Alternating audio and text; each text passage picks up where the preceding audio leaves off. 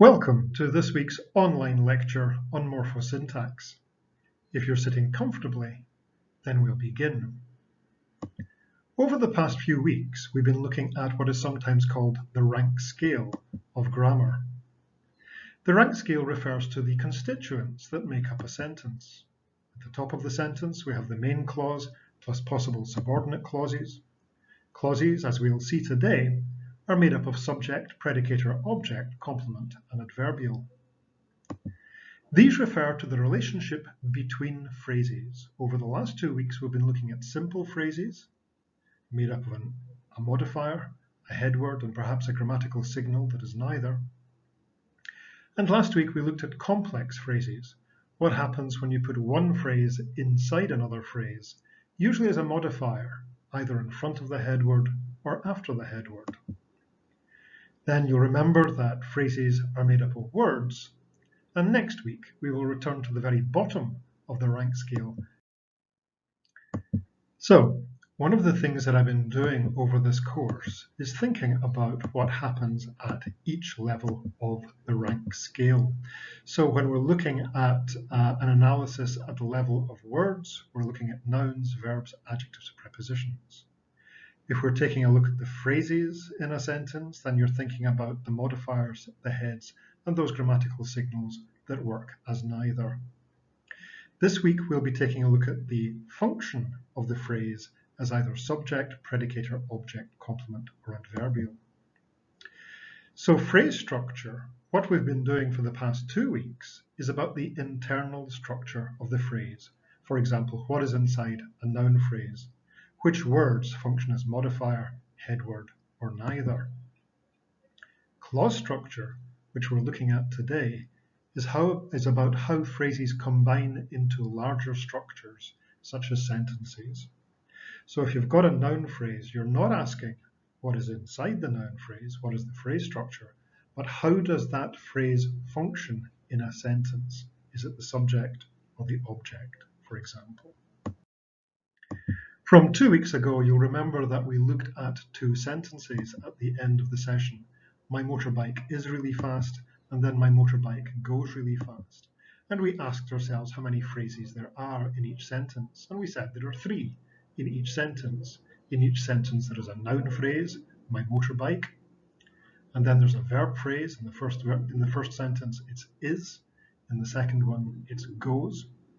And then there is an adjective phrase or an adverb phrase. And we said that it's quite interesting because the words really fast are the same words. But in one sentence, really fast is an adjective phrase in the first sentence. And in the second sentence, it's an adverb phrase.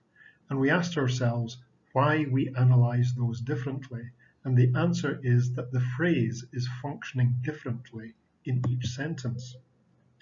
So when we're thinking about the difference between really fast in these 2 sentences, we're thinking about how the complete phrases relate to each other. How do the phrases combine?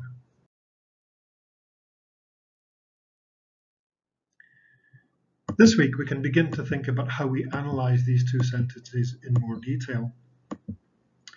In the first one, we can take a look at the 3 phrases, the noun phrase, the verb phrase, and the adjective phrase. And we can give the phrases functional names depending on how they relate to each other. So we can say the first phrase, the noun phrase, is a subject, S. The second phrase, the verb phrase, we will call a predicator. It begins what is called the predicate, the predicator, P. And the third phrase is what we will call the complement. It's an adjective phrase. And we said that there is a relationship of identity between the motorbike and really fast. When you say really fast, you're describing the motorbike. And we give a different set of labels to my motorbike goes really fast. Again, the noun phrase is the subject. Again, the verb phrase is the predicator. But this time, really fast relates to goes. It doesn't relate to the subject. So there's a relationship between the adverbial and the predicator, as there is a relationship between the complement and the subject. So these labels, subject, predicator, complement, or subject, predicator, adverbial, indicate the relationship between the phrases. So today we're going to focus on clause structure. There are 5 functions that a phrase might have in a clause. It can be subject, predicator, object, complement, or adverbial. The adverbial is sometimes in some grammar books called the adjunct, but here we'll call it the adverbial. So that's 5 functions that a phrase might have, SPOCA. So for example, the noun phrase, the mad dogs, has a different function in each of the following 2 sentences.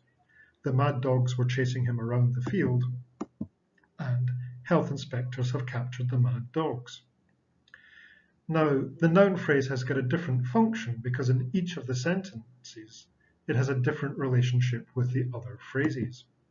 And in each of the sentences, the verb phrases were chasing and have captured, and the prepositional phrase round the field also have functional values in relation to the phrases in the other phrases in the sentence.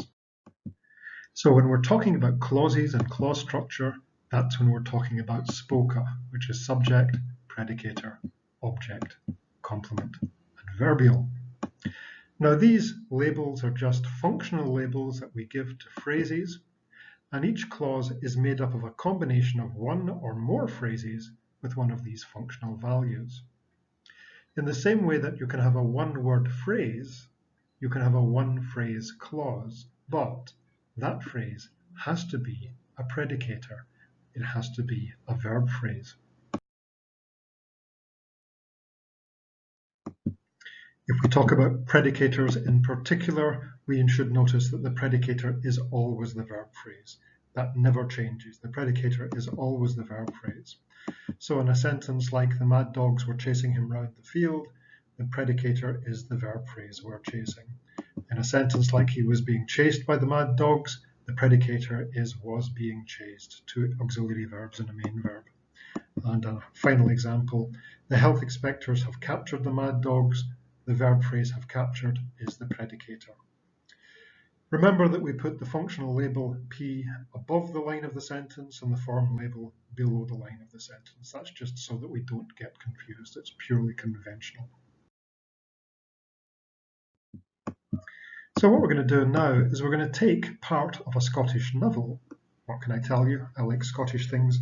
And we're going to identify the clause structure in the sentences in this short passage. And we're going to begin by the predicator. So if you take a look at the passage, I'm going to ask you to identify the predicators, bearing in mind that the predicator is always the verb phrase.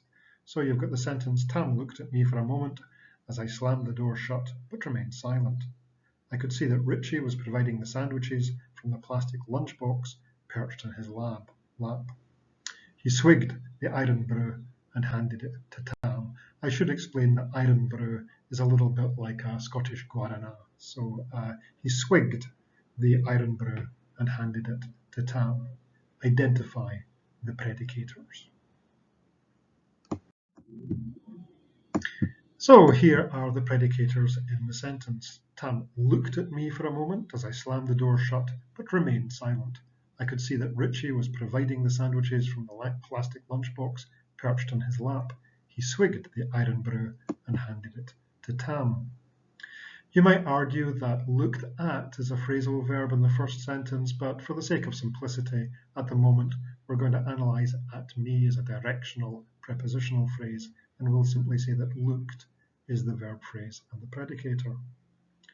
The clues that help identify verb phrases or predicators, these are the formal clues that help you identify verbs. So you look at the ed past inflection of the noun, looked, slammed, remained, perched, swigged, and handed. You have the function. There can be an auxiliary verb plus a main verb, was providing, for example, could see. And you've got the meaning. These are all actions and states. I look, I slam, I remain, I see, I provide. So the form, function, and meaning will help you to identify the verbs that make up the verb phrases that always function as the predicators. The predicators are always a good place to start with this kind of analysis. Now, Once you have figured out the predicator, you can start figuring out those elements of the clause that orbit around it. The predicator is the heart of the clause. What is around it? We're going to begin by looking at the subject. The subject is characterized by its relationship of agreement or concord with the predicator.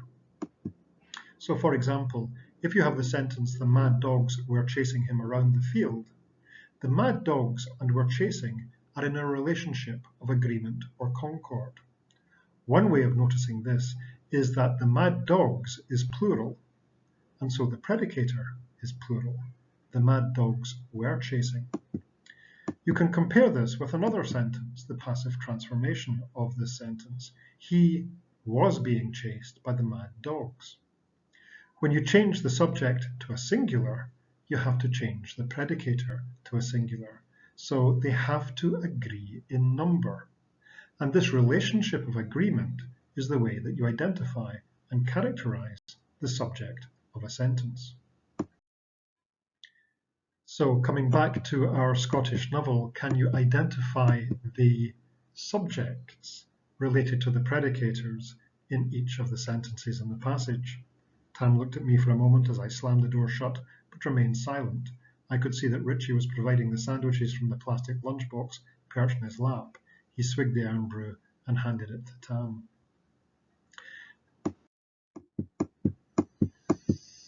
Well, it's not too difficult to do that, I hope. I've now highlighted the subjects in red.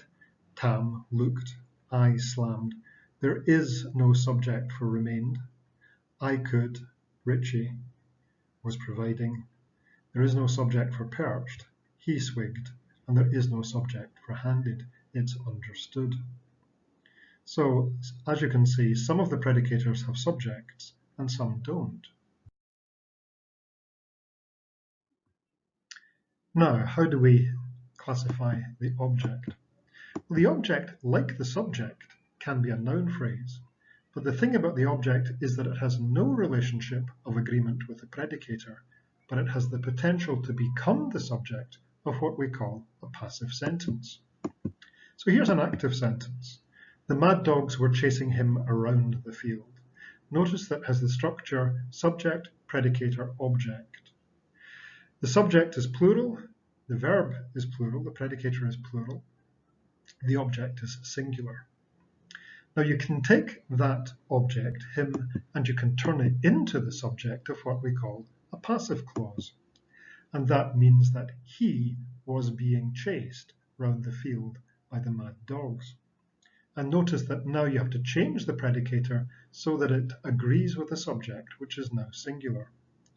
So the object in the first sentence is defined by its being able to turn into the subject of a passive sentence. Notice that the prepositional phrase cannot do that, round the field. You can't say, round the field was being chased by the mad dogs. So round the field cannot become the subject, so it is not an object. Now, can we go back to our passage and identify the objects? Again, take a look at it. Tam looked at me for a moment as I slammed the door shut, but remained silent. I could see that Richie was providing the sandwiches from the plastic lunchbox perched on his lap. He swigged the iron brew and handed it to Tam. So which are the objects? Which phrases are functioning as objects in the clauses in this passage? Okay, this time I've shown the answers in green. The objects are in green. So you've got Tam looked at me for a moment as I slammed the door shut.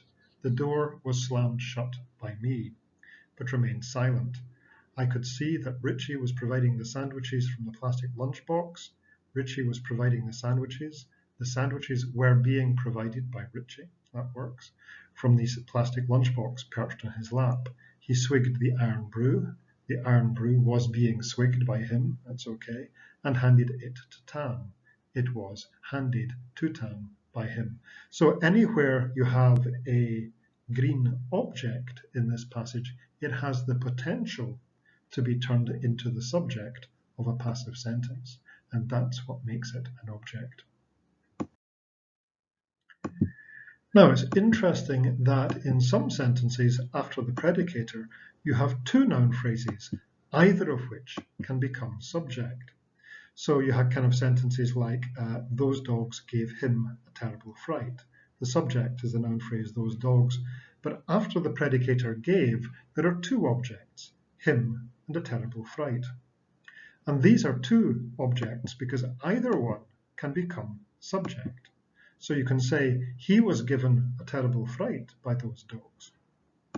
Or you can say that a terrible fright was given him by those dogs. So it's a small group of verbs, but they're sometimes called ditransitive. They can be followed by two possible objects.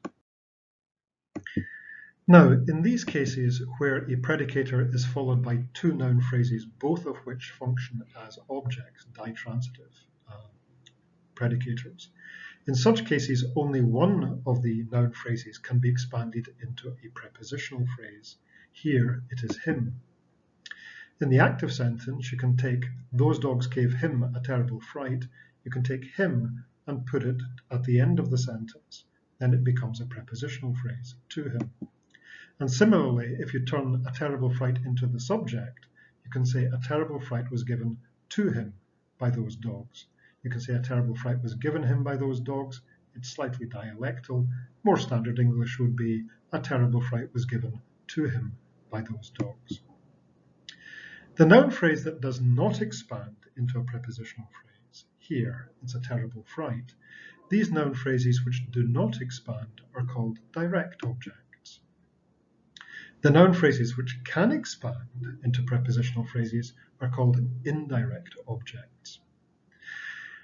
There is an argument about what you do with them once you expand them into a prepositional phrase. What is the function of that prepositional phrase? Do you continue calling it an indirect object?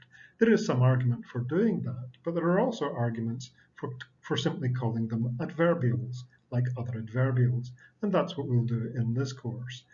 Be aware that there is some argument, because once you've changed the structure, you've changed the function, but that's what we'll do. So there you've got, a terrible fright was given to him by those dogs, and to him is now being analysed as an adverbial.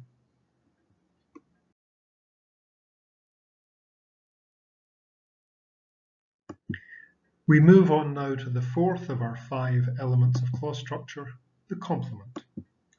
The complement is usually an adjective phrase or a noun phrase.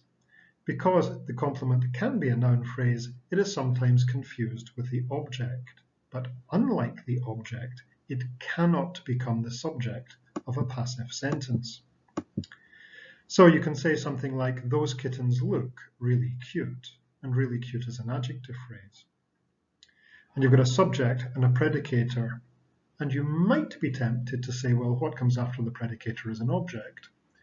But then you can take really cute and try to turn it into the subject, and it doesn't work.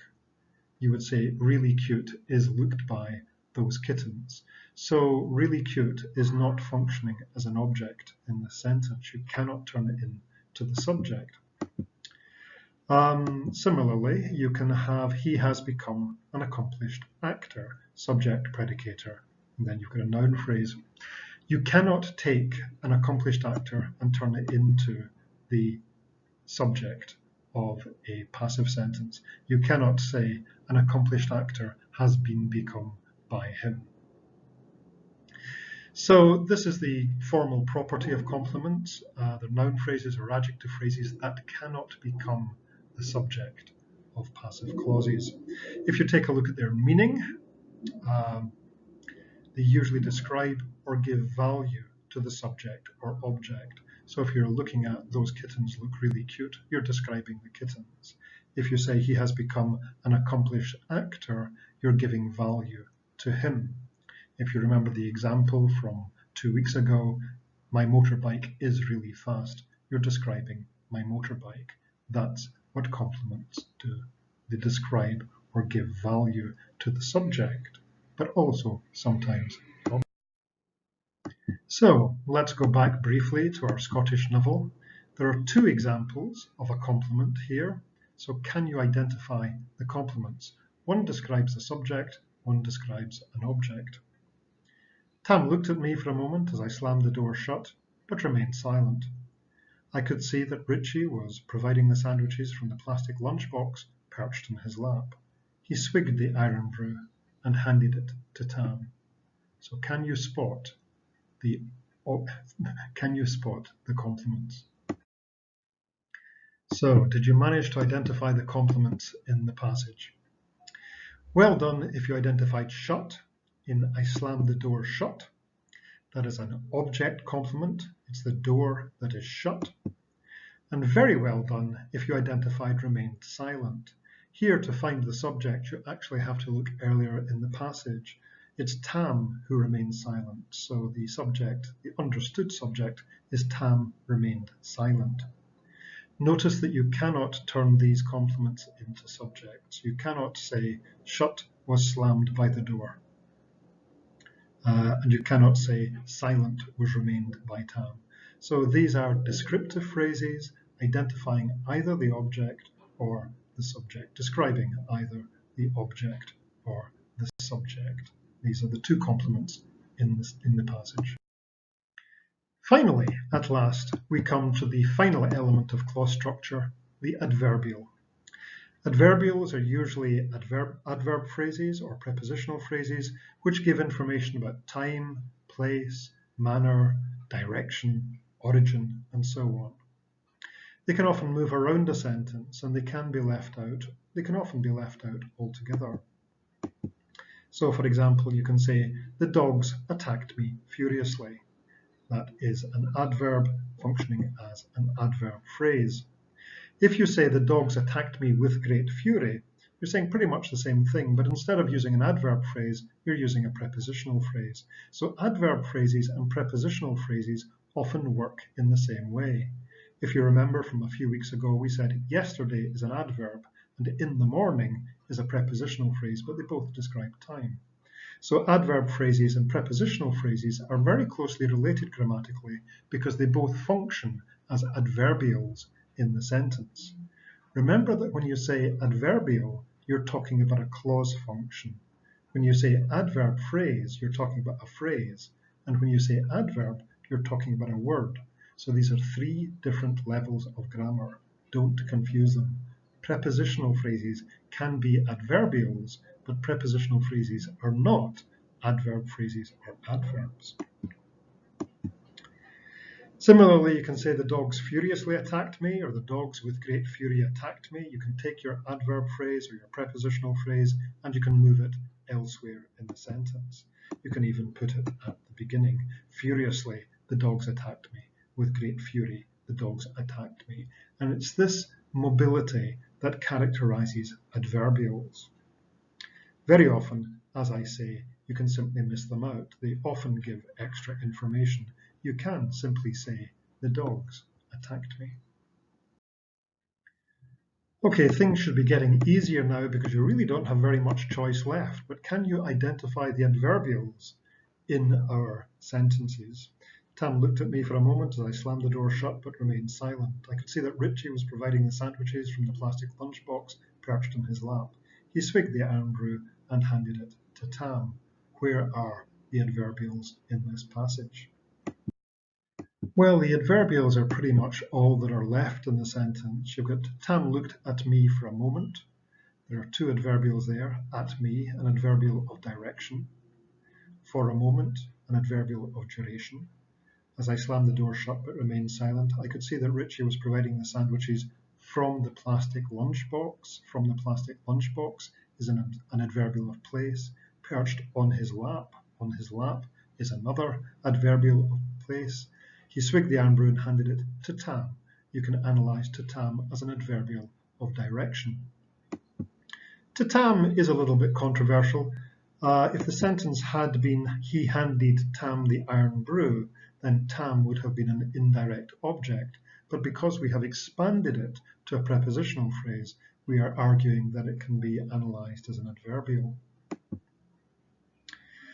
What kind of words have not been analysed yet in this passage? There are a few of them, and I've put them in black and underlined them. As, but, and. So what are those words? Well, they're neither head words nor modifiers. They're all conjunctions. They're all grammatical signals that join the clauses together and make them a little bit more complex. So to reiterate, what the conjunctions are doing here, as, but, that, and, is they're joining the clauses together. So you've got a clause, Tam looked at me for a moment. Another clause, I slammed the door shut. Another clause, Tam understood, remained silent. I could see, that's the beginning of a clause, that Richie was providing the sandwiches from the plastic lunchbox. It's another clause. Perched on his lap. It's another clause. He swigged the iron brew and handed it to Tam. Two clauses to end up. So what we're doing is we're taking a number of clauses and we're joining them together, often using conjunctions to signal that combination.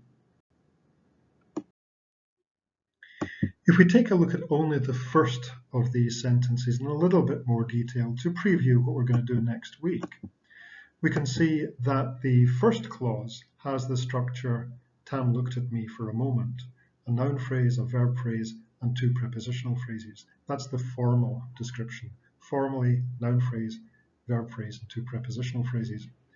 The noun phrase is functioning as the subject, the verb phrase is functioning as the predicator, the two prepositional phrases are functional as adverbials.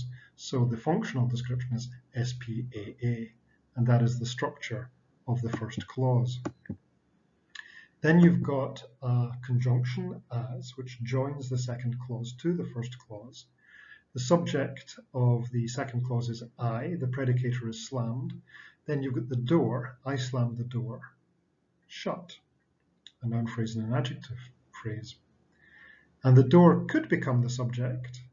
The door was slammed by me. Shut can't, but it describes the door. So the structure of this clause is SPO, object complement. And finally, you've got another conjunction, but, which joins the final clause to the rest of the sentence. But, predicator remained, and then a subject complement, silent. And the subject complement is describing the very first subject in the sentence, which is Tam. So this is a complex sentence made up of an embedded clause. The embedded clause is, as I slammed the door shut, and two coordinate clauses. The two coordinate clauses are, Tam looked at me for a moment as I slammed the door shut, and, but remained silent. There it is there. Tam looked at me for a moment as I slammed the door shut, but remained silent. Now, next week, we're going to take a look at more on complex sentences, what happens when you start sticking clauses together, and we'll take a look at the kind of conjunctions that do that. There is a Moodle quiz on clause structure. Try doing that, and I'll see you next week. Thanks very much indeed for watching.